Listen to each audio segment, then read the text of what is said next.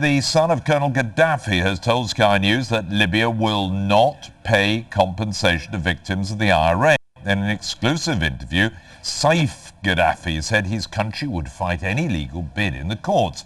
He also backed claims by Gordon Brown that he played no part in negotiations to free the man convicted of the Lockerbie bombing. From Tripoli, Sky's James Matthews reports.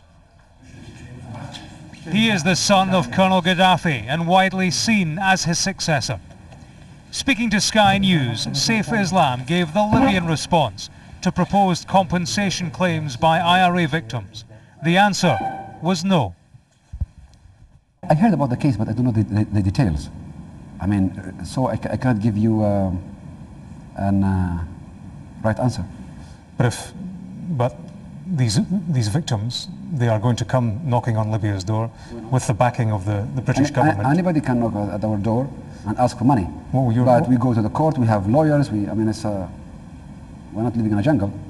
Will you resist their claims for compensation? Yeah, they have their lawyers, we have our lawyers. So you will tackle them legally? Of course.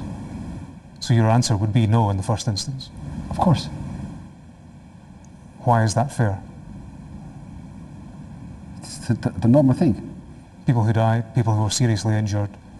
Yeah, we have to go to the court. We are civilized people, we should go to the court. Do you accept that Libya had an involvement in attacks using Semtex produced by Libya? I don't know. I'm seriously speaking. I don't know.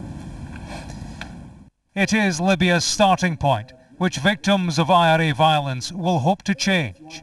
If there are now to be negotiations, it'll be a question of where the balance lies between the interests of UK citizens and UK business and political interests in Libya. The same issue surrounded the release of the man convicted of the Lockerbie bombing. He remains in a Tripoli hospital under observation. Specialists have been flown in from Europe to examine Abdel Basit al-Megrahi to assess his suitability for chemotherapy treatment. We met inside Saif al-Islam's opulent house outside Tripoli, complete with two stuffed Siberian tigers, Fredo and Barney, which he once kept as pets. In a wide-ranging interview, he spoke on Megrahi, his release, and the political fallout. He didn't add to pressure on Gordon Brown over his input into prisoner transfer talks. Was Gordon Brown involved at any point? No. No. I told you it was with Mr. Tony Blair, people and administration. Plus, it was very technical. Rather, he criticised the British Prime Minister's opponents. The disgusting act and action is the act and the behavior of the politicians, both in UK and America. They are trying to use this human tragedy, both for Mr. Megrahi and for the families, for their own political agenda. Using this for the election, for the coming election in the UK, for example. Come on, it's a tragedy. It's immoral. Really, it's completely immoral to use this case to advance your own political agenda. And this is what happened in UK and in London in particular. There are political parties fighting each other, preparing themselves for the next election. And they are trying to use this tragedy for their agenda. They are disgusting. It was Saif al-Islam who raised the arm of the man convicted of the Lockerbie bombing on his return to Tripoli. The scenes provoked an international outcry. We got stuck for 2 hours on the plane. I mean, the people were waiting there for 2 hours. It was not a secret. People were waiting there for 2 hours because we didn't expect the crowd. But sooner or later, we have to leave the aircraft. We can't stay there forever. Okay, we wait 1 hour, 2 hours, but then we had to leave. And we cannot leave the plane and with a hood on our heads. We are not criminals or thieves.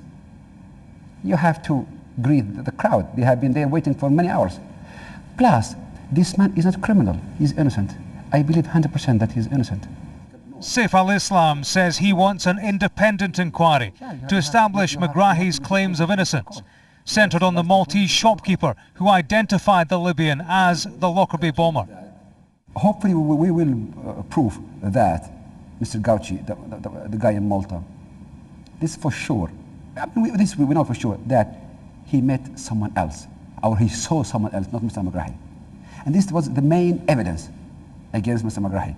But this is 100% sure that that guy, he saw someone else. They are the words of a man who wants to settle Libya's differences with the world. His trouble is the world's not settled its differences with Libya. James joins me now from Tripoli. Evening, James. I mean, it's certainly a very firm stance from Saif Gaddafi, but just how influential figure is he in the land of Colonel Gaddafi himself? He is a major player here, Jeremy, and is widely seen as the man who will one day run this country. Already he has a reputation as something of a reformer. He has changed to a degree the political infrastructure in Libya. Last night he spoke at length about his ambitions to push Libya towards democracy. So to that extent he is no chip off the old block. But increasingly he does cut the figure of a man with whom the West can and will do business, a key figure in Libya's rapprochement with the West in recent years. In terms of the victims of IRA violence, you heard him say very firmly that he would see them in court should they want money.